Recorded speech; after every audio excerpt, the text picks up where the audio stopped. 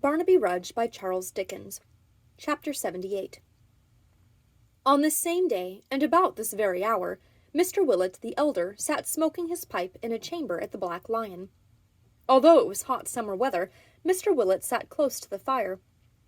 He was in a state of profound cogitation, with his own thoughts, and it was his custom at such times to stew himself slowly, under the impression that that process of cookery was favorable to the melting out of his ideas, which, when he began to simmer, sometimes oozed forth so copiously as to astonish even himself.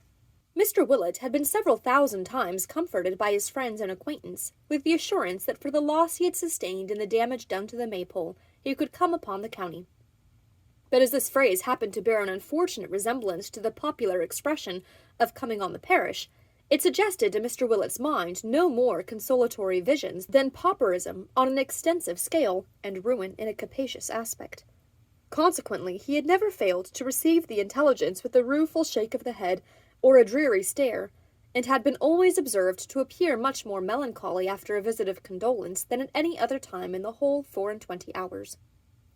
It chanced, however, that sitting over the fire on this particular occasion, perhaps because he was, as it were, done to a turn, perhaps because he was in an unusually bright state of mind, perhaps because he had considered the subject so long, perhaps because of all these favoring circumstances taken together, it chanced that, sitting over the fire on this particular occasion, Mr. Willett did, far off and in the remotest depths of his intellect, perceive a kind of lurking hint or faint suggestion that out of the public purse there might issue funds for the restoration of the Maypole to its former high place among the taverns of the earth.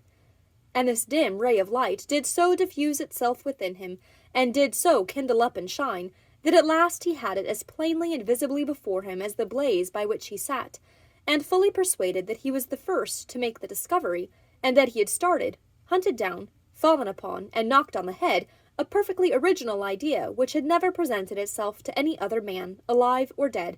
He laid down his pipe, rubbed his hands, and chuckled audibly. "Why, father," cried Joe, entering at the moment, "you're in spirits today." "It's nothing particular," said Mr. Willett, chuckling again. "It's nothing at all particular, Joseph. Tell me something about the Salwanners." Having preferred this request, Mr. Willett chuckled a third time, and after these unusual demonstrations of levity, he put his pipe in his mouth again.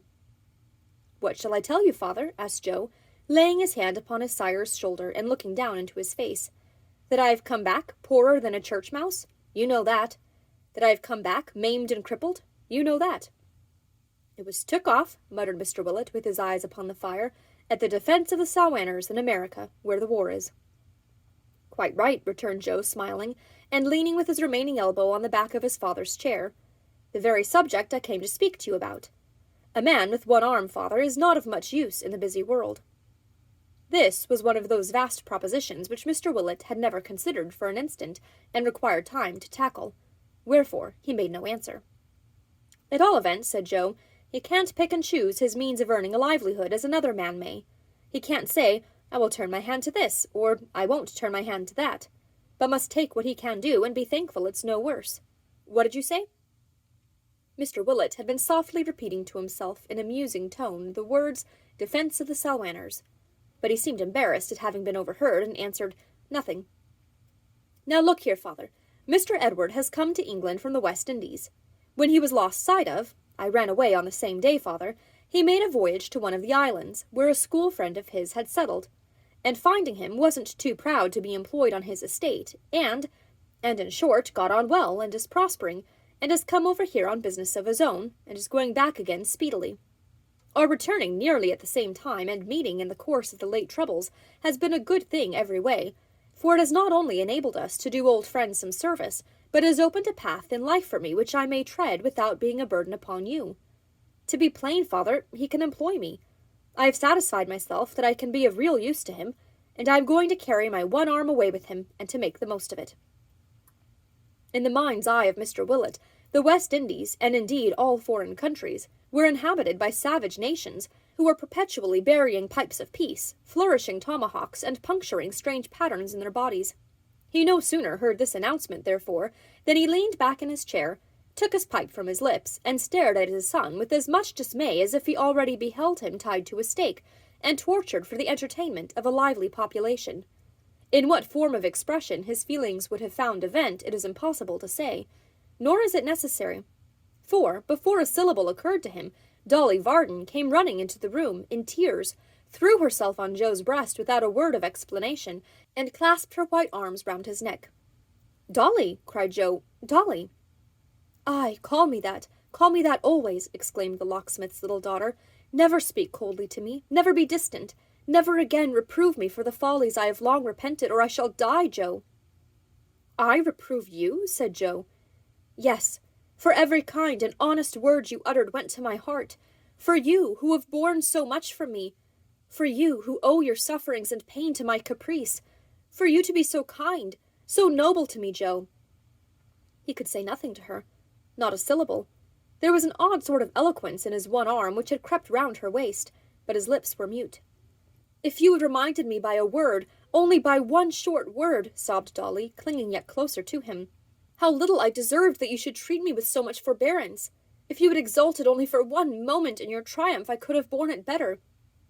"Triumph?" repeated Joe, with a smile which seemed to say, "I am a pretty figure for that." "Yes, triumph," she cried, with her whole heart and soul in her earnest voice and gushing tears, "for it is one. I am glad to think and know it is. I wouldn't be less humbled, dear. I wouldn't be without the recollection of that last time we spoke together in this place.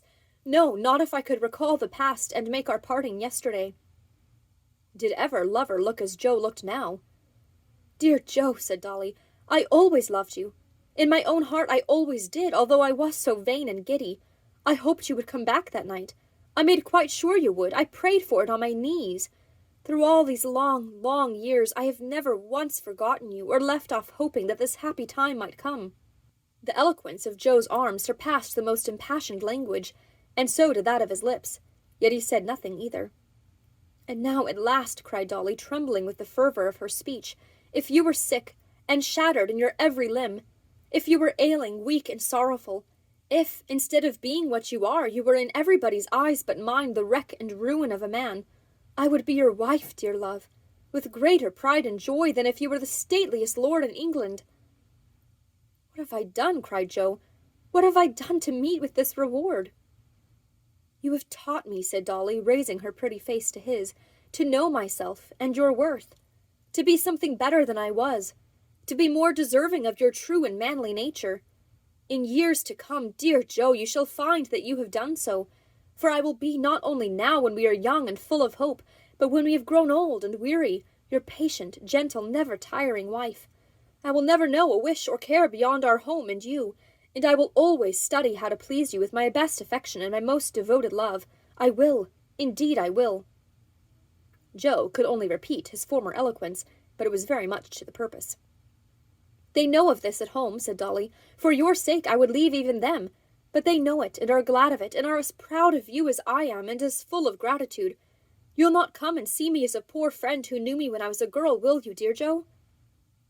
Well, well, it don't matter what Joe said in answer, but he said a great deal, and Dolly said a great deal too, and he folded Dolly in his one arm pretty tight, considering that it was but one, and Dolly made no resistance, and if ever two people were happy in this world, which is not an utterly miserable one, with all its faults, we may, with some appearance of certainty, conclude that they were. To say that during these proceedings Mr. Willett the elder underwent the greatest emotions of astonishment of which our common nature is susceptible, to say that he was in a perfect paralysis of surprise, and that he wandered into the most stupendous and theretofore unattainable heights of complicated amazement, would be to shadow forth his state of mind in the feeblest and lamest terms. If a roc, an eagle, a griffin, a flying elephant, a winged sea-horse had suddenly appeared, and taking him on its back, carried him bodily into the heart of the Salwanners, it would have been to him as an everyday occurrence in comparison with what he now beheld. To be sitting quietly by, seeing and hearing these things, to be completely overlooked, unnoticed, and disregarded, while his son and a young lady were talking to each other in the most impassioned manner, kissing each other, and making themselves in all respects perfectly at home, was a position so tremendous, so inexplicable, so utterly beyond the widest range of his capacity of comprehension, that he fell into a lethargy of wonder, and could no more rouse himself than an enchanted sleeper in the first year of his fairy lease, a century long. "Father," said Joe, presenting Dolly, "you know who this is?" Mr. Willett looked first at her, then at his son, then back again at Dolly, and then made an ineffectual effort to extract a whiff from his pipe, which had gone out long ago. "Say a word, father, if it's only how do you do," urged Joe. "Certainly, Joseph," answered Mr. Willett. "Oh, yes, why not?" "To be sure," said Joe. "Why not?" "Ah," replied his father, "why not?" And with this remark, which he uttered in a low voice as though he were discussing some grave question with himself, he used the little finger, if any of his fingers can be said to have come under that denomination, of his right hand as a tobacco stopper, and was silent again. And so he sat, for half an hour at least, although Dolly, in the most endearing of manners, hoped a dozen times that he was not angry with her. So he sat for half an hour, quite motionless, and looking all the while like nothing so much as a great Dutch pin or skittle. At the expiration of that period, he suddenly, and without the least notice, burst, to the great consternation of the young people, into a very loud and very short laugh, and repeating, "Certainly, Joseph! Oh, yes! Why not?" went out for a walk.